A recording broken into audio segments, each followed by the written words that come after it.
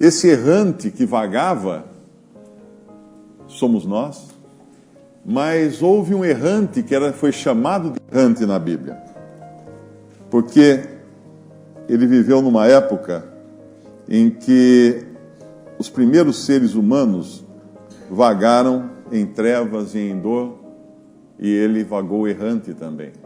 Mas, infelizmente, ele não foi tocado, ele não creu, ele não aceitou o que Deus tinha preparado para ele. Ele sabia o que era. Ele já tinha escutado o Evangelho por meio de seus pais. Seu pai e sua mãe falaram do Evangelho para ele, falaram de um cordeiro que foi sacrificado para cobrir o pecado do pecador. E ele continuou errante, mas ele decidiu resolver o seu caminho errante de outra maneira. Isso nos leva a um poema de John Milton, que foi publicado em 1667. Esse poema chama-se O Paraíso Perdido. E, embora tenha alguns erros de interpretação bíblica, esse poema, do John Milton, ele às vezes é confundido com o filme Horizonte Perdido, né? Que é de quem viveu a época de 70, foi um filme que fez muito sucesso. Horizonte Perdido era uma espécie de um vale encravado nas montanhas do Himalaia, onde havia uma sociedade perfeita, onde todos eram felizes, ninguém morria, ninguém ficava doente, e a alegria era total, até Hollywood chegar lá, daí acaba em explosões, tudo como todos os filmes acabam. Mas esse Horizonte Perdido ia mais para o lado de um outro livro, de Thomas More, que era a Utopia, no qual ele imaginava uma sociedade onde as pessoas seriam felizes, onde tudo seria perfeito. Essa sociedade que, se você abrir o Twitter agora, cada candidato está dizendo que ele vai ser o que vai conseguir criar essa sociedade, né? Mas, infelizmente, o horizonte está perdido, não, o paraíso está perdido já. O John Milton, ele falou do paraíso perdido como a queda de Satanás, e depois a queda do homem, e depois a expulsão do paraíso. E aí ele declama no seu poema de 1667 toda essa história de como o homem perdeu o paraíso. Primeiro, de como Satanás perdeu a sua posição que ele tinha diante de Deus, e depois como o homem perdeu o paraíso que Deus tinha preparado para ele, onde não faltava nada. Ele poderia ter vivido feliz para sempre. Quando nós vamos lá em Gênesis, no capítulo 3 de Gênesis, é descrita essa queda.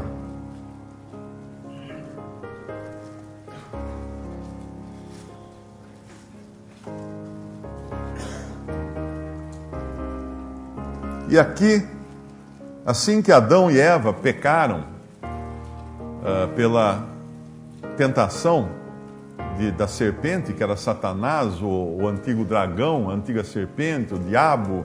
E é interessante, nós encontramos a serpente em Gênesis, encontramos a serpente em Apocalipse, porque em Apocalipse o Espírito Santo explica quem era a serpente. Ele fala a antiga serpente, que é Satanás, o dragão, o diabo, e etc., fechando assim toda a história de quem era esse tentador. Mas quando o homem cai, e a mulher também, todos eles alegam que a culpa foi do outro, né? Para Adão, ele diz assim, no versículo 17 de Gênesis 3, e a Adão disse: porquanto deste ouvidos à voz de tua mulher, e comeste da árvore de que te ordenei, dizendo, não comerás dela, maldita é a terra por causa de ti. Com dor comerás dela todos os dias da tua vida. Espinhos e cardos também te produzirá. E comerás a erva do campo.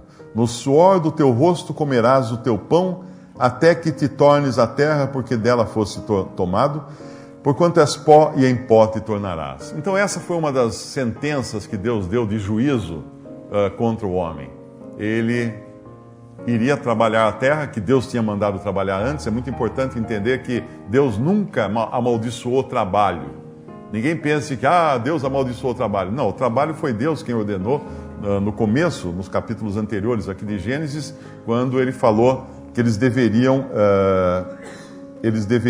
Adão deveria lavrar a terra, lavrar o jardim, ou seja, trabalhar no jardim, plantar, colher, etc.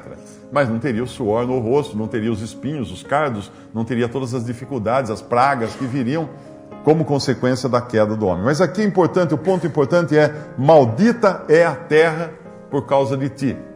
Uma vez que Deus amaldiçoou a terra, é inútil nós procurarmos na terra, neste mundo, uma bênção, um paraíso perdido, recuperado, ou um horizonte perdido, assumido ou conquistado. Nada disso. Não tem mais solução para uma terra que foi amaldiçoada por Deus. E não só isso. Logo depois, os primeiros descendentes de Caim, de Adão e Eva, Caim e Abel, nós já encontramos um dos grandes pecados aqui da humanidade, que é o homicídio, um assassinato. Se hoje a gente acha que é estranho, não sei quantos mil assassinatos, bom, aqui era 1/4 da população do mundo na época, claro, não sabemos exatamente o número, mas foi morta por um assassinato. E foi Caim que matou seu irmão. Por quê? Porque Deus se agradou da oferta de Abel. E a gente podia ler então no capítulo 4 de Gênesis: conheceu Adão a Eva, sua mulher, e ela concebeu e teve a Caim, e disse: alcancei do Senhor um varão. Isso aqui é uma declaração de fé que Eva teve.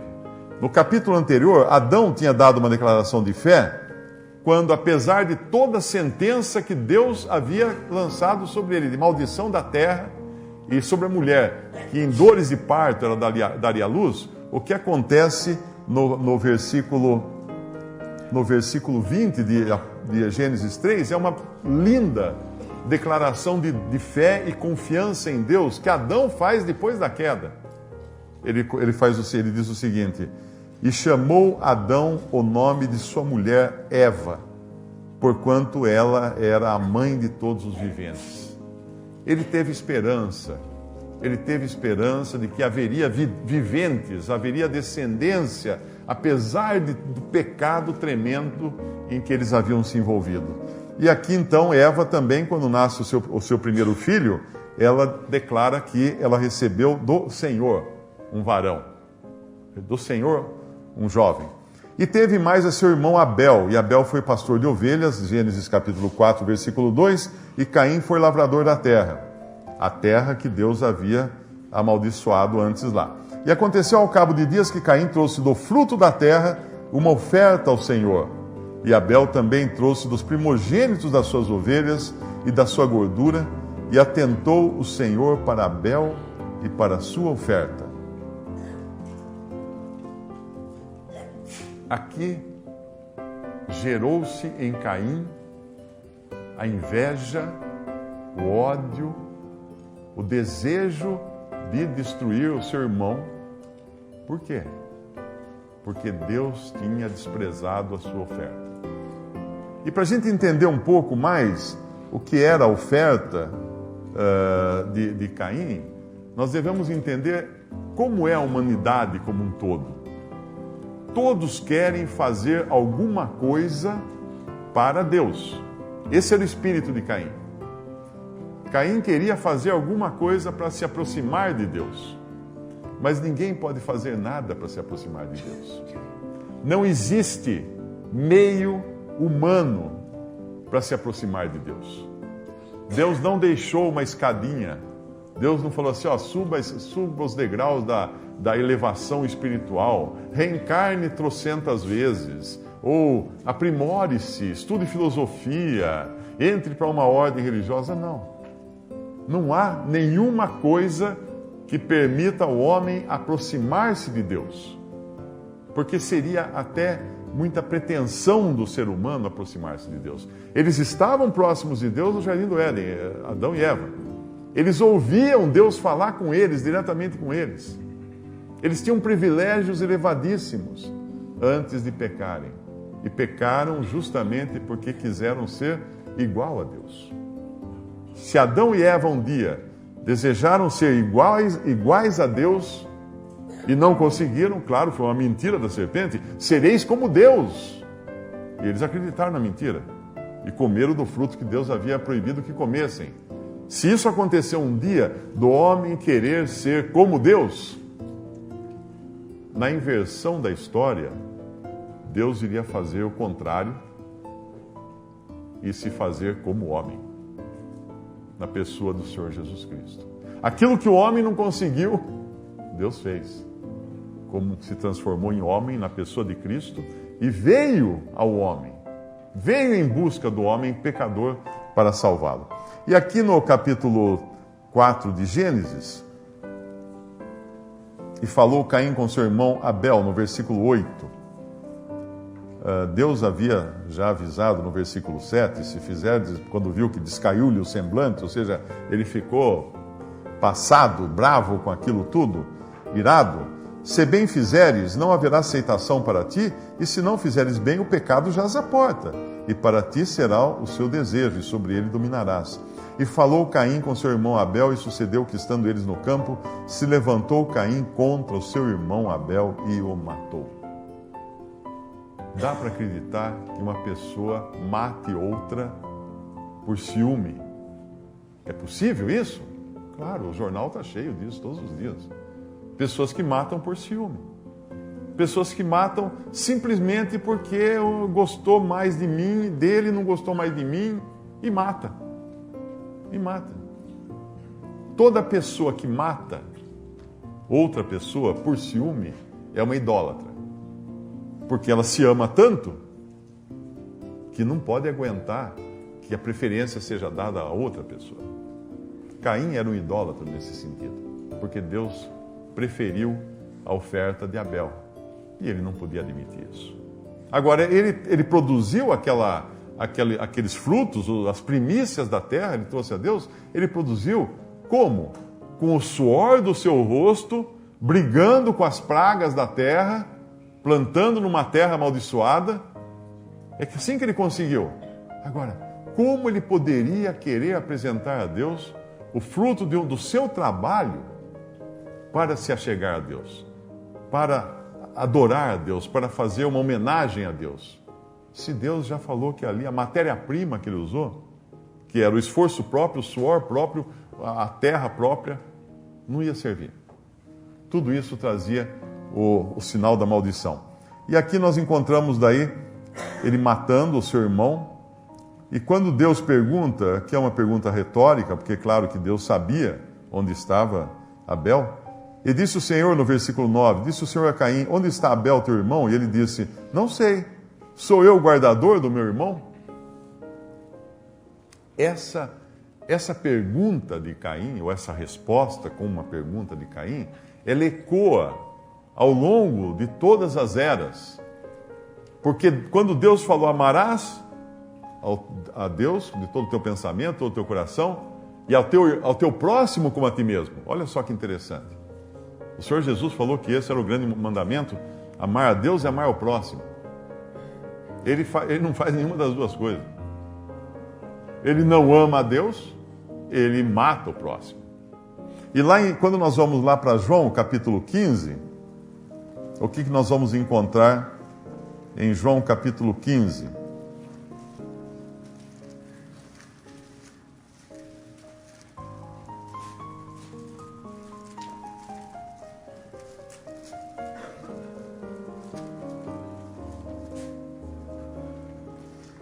Versículo 22, João 15, versículo 22 ao 25.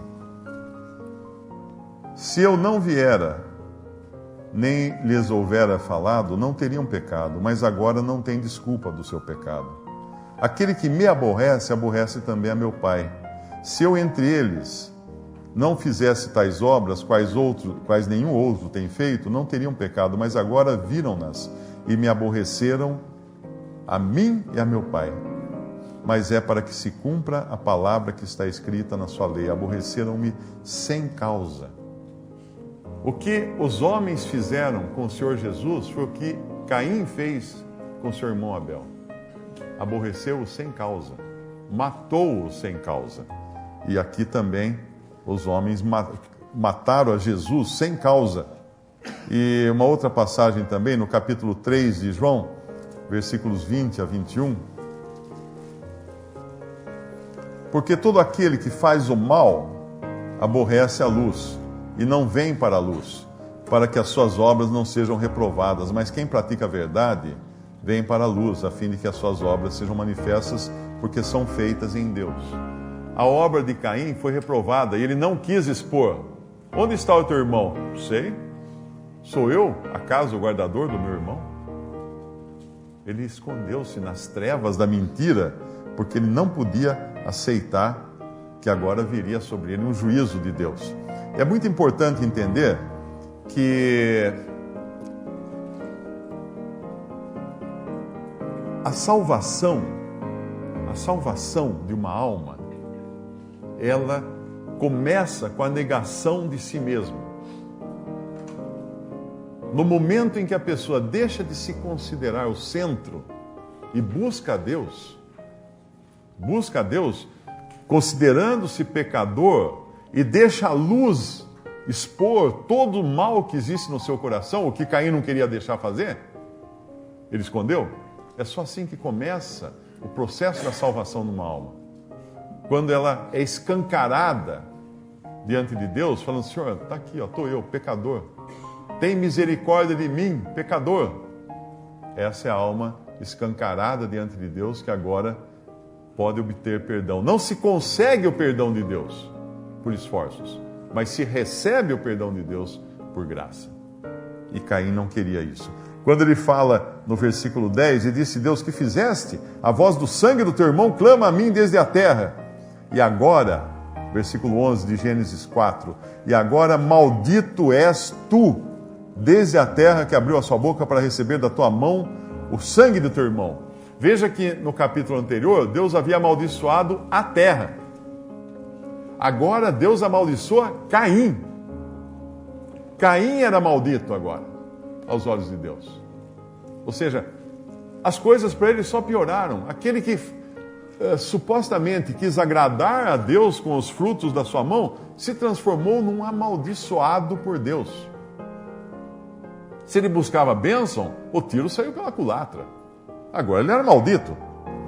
No versículo 12, Deus dá a sentença: quando lavrares a terra, não te dará mais a sua força.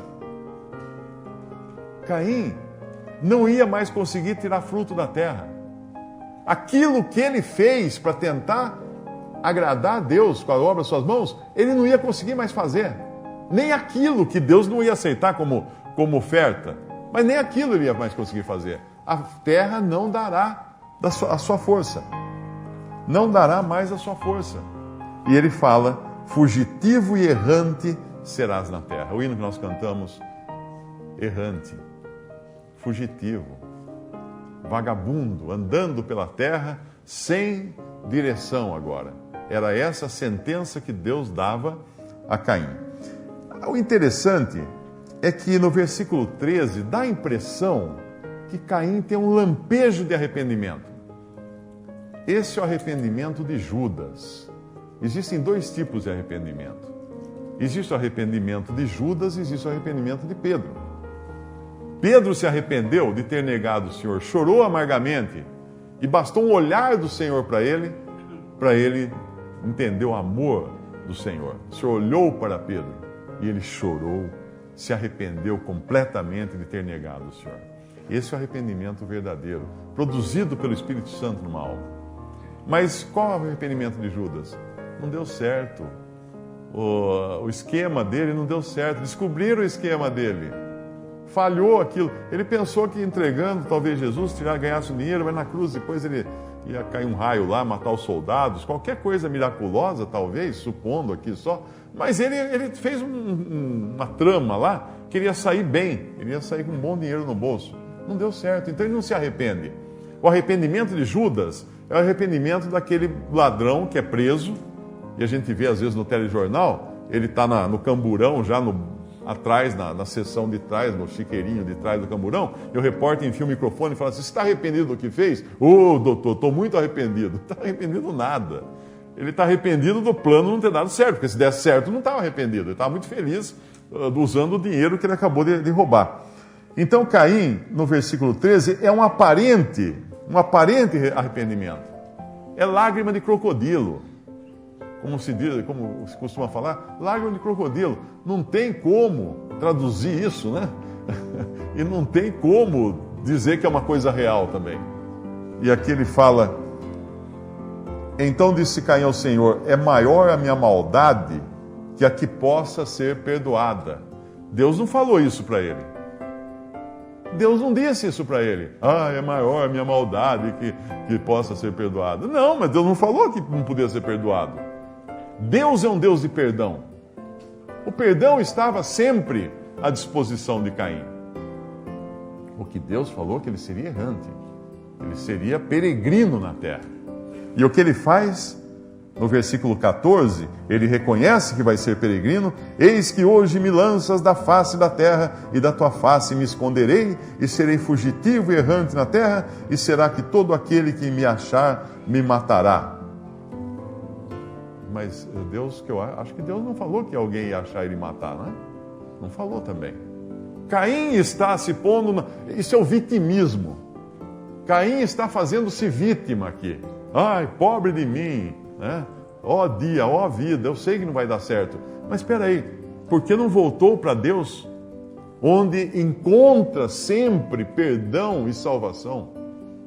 Deus podia restaurá-lo, Deus podia perdoá-lo, Deus podia fazer tudo com ele. Esse é um Deus misericordioso que salva o pecador. Mas não, no versículo depois dele falar que alguém que achasse mataria, o Senhor ainda intervém. Ele intervém. Então você está preocupado que alguém pode te matar? Então vamos lá. O Senhor, porém, disse-lhe: portanto, qualquer que matar Caim, 7 vezes será castigado. E pôs o Senhor um sinal em Caim, para que não o ferisse qualquer que o achasse. Até isso Deus fez com Caim. Colocou um sinal de proteção para ninguém ferir Caim. Não firam Caim. Quem ferir Caim vai se dar mal. É como aquelas rãzinhas, né, as mais bonitinhas que tem na floresta. Não sei se alguém já viu, tem umas rãzinhas que são lindinhas, vermelha, preta, amarela, umas cores todas fosforescentes lá. Vai comer essa para ver o que vai acontecer. É o sinal, nenhum bicho chega perto dela. A outra que é feia, marrom, verdona, tal, ainda os bichos comem. Mas essa que é toda colorida é a venenosa. Comeu, morreu. Deus pôs um sinal em Caim. Isso é sinal de misericórdia, que não era para ninguém pôr a mão nele. E saiu Caim, no versículo 16, saiu Caim de diante da face do Senhor. Um pecador não deve sair de diante da face do Senhor. Quando levaram aquela mulher que foi flagrada em adultério para o Senhor dizer se ela devia ser ou não apedrejada, e o Senhor falou: atire a primeira pedra aquele que estiver sem pecado, e todos, a começar pelos mais velhos, que tinham mais pecado e consciência disso, fugiram. A única que não saiu da presença do Senhor foi a mulher adúltera. E o que ela recebeu? Uma pedrada? Não. Ninguém te condenou? Não. Vai e não peques mais. Nem eu te condeno. Vai e não peques mais. Isso. Ela recebeu perdão. Ela recebeu perdão. A presença do Senhor é o lugar de perdão. Mas Caim saiu de diante da face do Senhor e habitou na terra de Nod, na banda do Oriente do Éden. E conheceu Caim a sua mulher. E aqui vem as perguntas. Com quem casou Caim? Aí vem toda aquela história toda. Então, resumidamente, Caim viveu centenas de anos. Eva viveu centenas de anos. Eu não lembro agora, está escrito aqui em algum lugar. Eram em séculos os anos deles. Se um brasileiro, vivendo em média, no começo da década de 40, década de 40, o brasileiro vivia em média 47 anos. E tinha 30 filhos. Nas regiões mais pobres do Brasil, o cara tinha 30 filhos, 20 filhos. E com isso ia multiplicando também. E viveu apenas 40, 50 anos. E com isso produziu tanta gente que nem coelho. Quanto produziria então, que tamanho de descendência produziria um casal vivendo centenas de anos com perfeita saúde, como era o caso de Adão e Eva, e também dos filhos de Adão e Eva, e também dos netos de Adão e Eva. Mas então Caim casou com parente? Casou com parente, porque nunca havia sido proibida o casamento entre pessoas consanguíneas, né? Não existia essa proibição. Isso foi dado depois na lei. Não existia ali alguma lei que proibisse. Então está resolvida a questão com quem casou Caim. Ele casou com alguma sobrinha, com alguma prima, com alguma parente dele, talvez até com alguma irmã dele, porque não era proibido isso. Deus não havia proibido isso. Ok? Então, conheceu Caim, a sua mulher, ela concebeu, teve a Enoque, e Caim edificou uma cidade e chamou o nome da cidade pelo nome do seu filho Enoque. Agora veja bem, Deus colocou nele uma sentença: errante serás pela terra. Ora, então se Caim fosse escolher uma profissão agora, ou um tipo de vida, ele podia escolher a vida de mochileiro, ele podia escolher a vida de cigano, ele podia escolher qualquer tipo de vida, qualquer estilo de vida que não morasse numa cidade. Mas ele escolhe justamente aquilo que vai ser uma afronta contra Deus.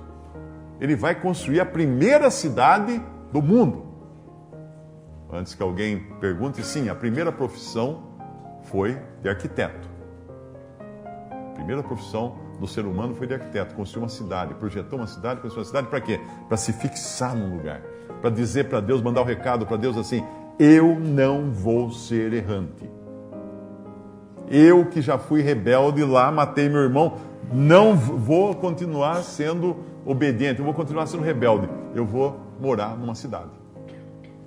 Isso aí, esse espírito de Caim, de teimosia, é o mesmo que habita em cada um de nós, em cada coração. O espírito de rebelião contra Deus. Isso é o homem, isso é o ser humano aberto às suas entranhas, demonstrando quem ele é nas suas entranhas. O Salmo 49 nos dá um pouco mais de luz nisso. Salmo 49, versículos 11 a 14. O que diz lá? Aqui está falando do ser humano. O seu pensamento interior é que as suas casas serão perpétuas e as suas habitações de geração em geração. Dão às suas terras os seus próprios nomes. Foi isso que Caim fez. Ele deu à sua terra, à sua cidade, o nome do seu filho. De onde vem esse costume que existe hoje no mundo todo de dar a praças, ruas, cidades, nomes de pessoas? Vem da ideia de que o homem é perpétuo, que o nome do homem não será apagado da terra. Será apagado da terra, sim. Os ímpios serão apagados da terra, fala o profeta. Serão apagados da terra. Não adianta escrever seu nome na terra, vai apagar. É que nem fazer castelo de areia na beira do mar. Primeira onda que vem, não tem mais nada. Sumiu o castelo de areia. Todavia o homem, no versículo 12, que está em honra, não permanece. Antes é como os animais que perecem. Este caminho deles é a sua loucura. Contudo, a sua posteridade aprova as suas palavras. Como ovelhas são enterrados, a morte se alimentará deles. Eu fiquei impressionado quando assisti outro dia um filme que é o caso do sequestro do neto de John Paul Getty. John Paul Getty foi um bilionário nos anos 70. Foi um homem muito rico que ele conseguiu negociar com os árabes os direitos de exploração do petróleo nas terras árabes. Isso era uma coisa nova. Isso muito antes dos anos 70, claro. E ele conseguiu, então, começar a explorar e levar petróleo para a Europa, para a Inglaterra e outros países, para transformar em gasolina, refinar aquilo, transformar em gasolina, que a gasolina era o novo xodó da humanidade, né, da evolução humana na face da Terra. Então ele ficou muito rico. E quando sequestraram o filho dele, e é patético assistir, é um filme meio que de reportagem, né, meio documentário, os sequestradores pedindo lá, não sei quantos milhões de dólares de pagamento de resgate, ele falou assim, não dou um tostão. Não dou, o dinheiro é meu. E ele realmente era assim, sovina, que não ia dar, não ia pagar para o filho ser liberto. De maneira alguma. No fim, ele é comovido porque cortam a orelha do filho dele, do neto dele, né? Não filho, neto. Cortam a orelha do neto, mandam a fotografia do neto sem uma orelha, isso aí você encontra na internet, até essa foto, e mandam numa caixinha, num saquinho, a orelha do neto para ele. Aí ele já fica mais... balança um pouco, negocia, manda um valor abaixo e os sequestradores aceitam. Mas a atitude sovina dele é assim, coisa de se espantar. Uma pessoa fala assim, não, o dinheiro é meu. Quando perguntaram para ele assim, mas quanto dinheiro você precisa ter para ser feliz? Ele falou assim, um pouco mais. Um pouco mais, porque não tinha insaciável. Então o seu pensamento interior é que as suas casas serão perpétuas. Não serão. Não serão. E nem seria a de Caim, porque ele acabaria também morrendo depois, né? E aqui, aquele que não quis ser errante na terra, acabou dando origem às coisas que tornariam o mundo mais confortável. Os descendentes dele, quem continuar lendo mais adiante, né? Verá que depois que acontece a primeira bigamia, no versículo 19, tomou Lameque para si 2 mulheres. Versículo 20, Ada teve a Jabal, que foi o pai dos que habitam em tendas e tem gado. Isso nos fala do agronegócio. E o nome do seu irmão era Jubal, este foi o pai de todos os que tocam harpa e órgão. Isso nos fala da arte, da cultura. E Zilá, no versículo 22, também teve a Tubal-Caim, mestre de toda a obra de cobre e de ferro. E a irmã de Tubal-Caim foi Naamá. Toda a obra de cobre e de ferro nos fala de tecnologia. Então, tecnologia, artes e todo o negócio voltado à alimentação foi desenvolvido pelos descendentes de Caim. Não que essas coisas sejam más em si mesmas. Não vai ninguém falar assim, vou pedir demissão do meu emprego, vou parar de tocar violão, não é isso. É a razão pela qual essas coisas foram criadas. Isso é mal. É fazer com que o homem fixasse suas raízes na terra e quisesse ficar aqui para sempre. Esse mesmo problema acontece porque Deus no começo, quando criou Adão, falou assim, enchei a terra. Caim fez, não, vou ficar aqui, na minha cidade. Mais adiante, Deus fala em encher a terra, o que acontece? Torre de Babel. Vamos fazer uma torre para não sermos espalhados pela terra. O homem sempre na contramão de Deus. E sempre tentando, de todas as maneiras, se aproximar de Deus pelos seus grandes feitos, pelas suas boas obras, e transformando esse mundo confortável o suficiente para ele esquecer-se do paraíso perdido. Para ele não se lembrar que um dia existia um lugar que ele perdeu por causa do pecado. Isso foi o fato que levou o homem para fora do paraíso, o pecado. Agora, o mais importante nessa história toda é que quando Deus, lá na queda, ele pregou o Evangelho pela primeira vez, e o Evangelho foi pregado já pela primeira vez no capítulo 3 de Gênesis, esse Evangelho acompanharia o homem por todas as gerações, sempre dizendo que Deus ia prover sangue, que a única maneira do homem se aproximar de Deus seria porque Deus se aproximou do homem através de sangue. No capítulo 3 fala assim, fez o Senhor vestimentas de pele para Adão e Eva e os vestiu. Matou um animal, derramou sangue para poder vestir, cobrir o seu pecado. E no capítulo 4, o que Abel fez? Matou um animal e apresentou esse sacrifício cruento. O que é um sacrifício cruento? É um sacrifício de sangue diante do Senhor. E foi aceito. Foi aceita a sua oferta. Por quê? Porque tinha sangue. Se Caim era ousado o suficiente e falto de entendimento para se aproximar de Deus com uma bacia cheia de arroz, feijão, banana, abacate, melão, Abel não. Abel não teria coragem de tentar se aproximar de Deus com uma bacia cheia dos seus frutos, do seu trabalho. O que tinha na bacia? Um animal morto e sangue derramado. Era a única coisa que Abel ousava colocar entre ele e Deus. Porque ele entendeu o que Deus ensinou lá para Eva e Adão no Jardim do Éden. De que o sangue, sem derramamento de sangue, não há remissão de pecados. Isso é repetido lá em Hebreus. Não há remissão. Ninguém tente se aproximar de Deus a não ser que seja com sangue. E com sangue inocente. É a única maneira de se aproximar de Deus. De outra maneira será destruído. Não há como. O sacerdote no templo, primeiramente no tabernáculo e depois no templo, só podia atravessar o véu e entrar na presença de Deus no Santo dos Santos, no Santíssimo Lugar, levando uma bacia de sangue do sacrifício uma vez por ano. E aí com a mão ele borrifava aquele sangue sobre o propiciatório, que era a tampa da arca, onde 2 querubins olhavam para aquela tampa, toda melada de sangue, que todo ano jogava-se sangue ali.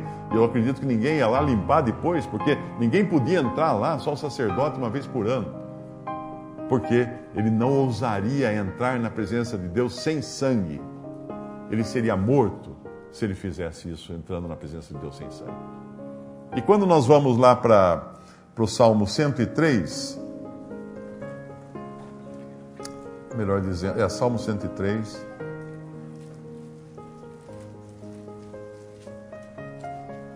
Nós vamos ver uma contradição na Bíblia. Falou contradição, tem uns que até já levantaram a orelha assim, né? O Salmo 103, ele diz assim: bendize, ó minha alma, ao Senhor, e tudo que há em mim, bendiga o seu santo nome. Bendize, ó minha alma, ao Senhor, e não te esqueças de nenhum de seus benefícios. Isso aqui é muito interessante, porque ele não está orando ao Senhor. A gente podia falar assim, olha que bonita essa oração. Não, ele não está orando ao Senhor. Ele está orando para a sua própria alma.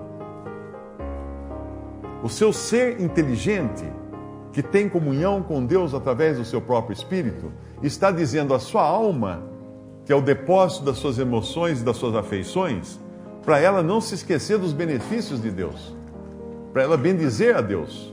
Bendize, ó minha alma, ao Senhor, não te esqueças de nenhum dos seus benefícios. Olha que interessante isso. Isso é um homem convertido falando isso. Falando para si mesmo, bendizer o Senhor e não se esquecer dos benefícios. E aí no versículo 3, é Ele que perdoa todas as tuas iniquidades e sara todas as tuas enfermidades. Quem redime a tua vida da perdição e te coroa de benignidade e de misericórdia, quem enche a tua boca de bens, de sorte que a tua mocidade se renova como a águia. O Senhor faz justiça e juízo a todos os oprimidos, fez notórios os seus caminhos a Moisés e os seus feitos aos filhos de Israel. Misericordioso e piedoso é o Senhor, longânimo, grande em benignidade, não repreenderá perpetuamente, nem para sempre conservará a sua ira. Não nos tratou segundo os nossos pecados, nem nos retribuiu segundo as nossas iniquidades. Pois quanto o céu está elevado acima da terra, assim é grande a sua misericórdia para com os que o temem. Quanto está longe o oriente do ocidente, assim afasta de nós as nossas transgressões. Eu já viajei para o ocidente. Quando eu fui para os Estados Unidos, você pega um avião no Brasil e vai para o ocidente, em direção ao ocidente. Mas o problema é que quando eu cheguei nos Estados Unidos, eu não cheguei no ocidente. O ocidente ainda estava lá. Então eu viajei para o Oriente. Eu fui para a Europa, casamento do meu filho, o mais Oriente que eu consegui até hoje, fui para a Romênia. E quando eu cheguei no Oriente meu daqui, que era a Romênia, o Oriente ainda não era lá. O Oriente continuava. E se eu continuasse viajando, o Oriente sempre ia estar na minha frente, como uma banana proverbial cenoura na ponta da vara para fazer o cavalo andar, né? Que o cavalo vai andando achando que vai pegar a cenoura, não acha. Então, nunca eu chegaria ao Oriente como nunca chegaria ao Ocidente, fosse o lado que eu fosse. E assim é o que Deus faz com os pecados. Quanto está longe o Oriente do Ocidente, assim afaste nossas transgressões. Ou seja, Deus não vai mais alcançar as nossas transgressões quando nós cremos no sacrifício de Jesus, quando nós entramos na presença de Deus, não mais com nossas obras, mas com o sangue de um ser perfeito, o próprio Cordeiro de Deus, Cristo Jesus, o sangue derramado na cruz, porque na cruz Ele tomou o nosso lugar. Ele levou ali o nosso lugar. Ele foi feito pecado em nosso lugar. Tudo isso tinha Caim, se ele quisesse. Essa misericórdia de Deus, Caim tinha. Ele tinha disponível, se ele se arrependesse, se ele cresce, se ele simplesmente aceitasse aquele evangelho que foi pregado lá no Éden, que ele sabia da história, que Adão e Eva contaram para ele, aquele evangelho que o seu irmão Abel pregou, mostrando que a aproximação diante de Deus só pode ser feita com sangue de um animal inocente. Ele teria isso. Agora eu falei da contradição. Êxodo 34. Você vai notar que ele fala a mesma coisa que ele falou no versículo...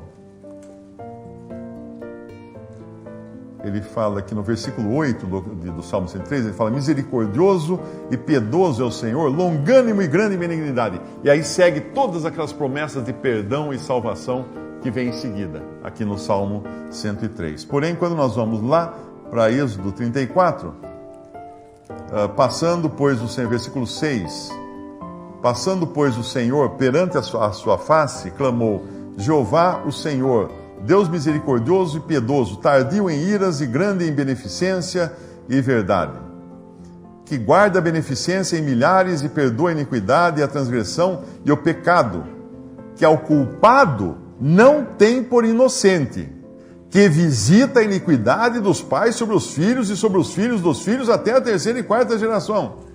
Ué, estamos falando de dois deuses aqui? Um que para Moisés falou assim: eu vou sim castigar perpetuamente, vou visitar a iniquidade dos pais nos filhos de geração em geração. E um Deus no Salmo falou assim: eu não me lembrarei dos seus pecados. Temos dois deuses aqui? Não, temos um Deus só. Um Deus que vai tratar com o ímpio, com justiça, com rigor, porque o pecado exige. E um Deus, o mesmo Deus, que trata com o pecador contrito, que crê em Cristo Jesus, que crê no sacrifício de Deus, com misericórdia, com perdão, com salvação. Porque lá em Isaías capítulo 53, no versículo 3, era desprezado, mais indigno entre os homens, homem de dores, experimentado nos trabalhos. Aí no versículo 4, verdadeiramente Ele tomou sobre si as nossas enfermidades, as nossas dores levou sobre si, nós o reputamos por aflito, ferido de Deus e oprimido, mas Ele foi ferido pelas nossas transgressões e moído pelas nossas iniquidades. O castigo que nos traz a paz estava sobre Ele, e pelas suas pisaduras fomos sarados. Então, não tem discordância. Eu falei que dois versículos que se contradizem, não se contradizem. A verdade é que eles não têm contradição. Eles são corretamente dizendo aquilo que é mesmo. Deus julga o pecado, Deus castiga o pecado. Só que Ele fez isso no seu próprio Filho. E é o que fala em Isaías 53. Foi no Filho que Ele foi ferido pelas nossas transgressões, moído pelas nossas iniquidades. O castigo que nos traz a paz, porque teve o castigo, Deus não deixou de castigar o pecado, estava sobre quem? Sobre Ele. E pelas suas pisaduras foste sarados. Todos nós andamos desgarrados como ovelhas, cada um se desviava pelo seu caminho, mas o Senhor fez cair sobre Ele a iniquidade de nós todos. Ele foi oprimido, não abriu a sua boca. E no versículo 10 fala: todavia ao Senhor agradou moê-lo, fazendo-o enfermar, quando a sua alma se puser por expiação do pecado, verá a sua posteridade, prolongará os dias e o bom prazer do Senhor, e prosperará na sua mão. O trabalho da sua alma ele verá e ficará satisfeito. Porque levará, no final do versículo, fala assim: justificará a muitos, porque as iniquidades deles levará sobre si.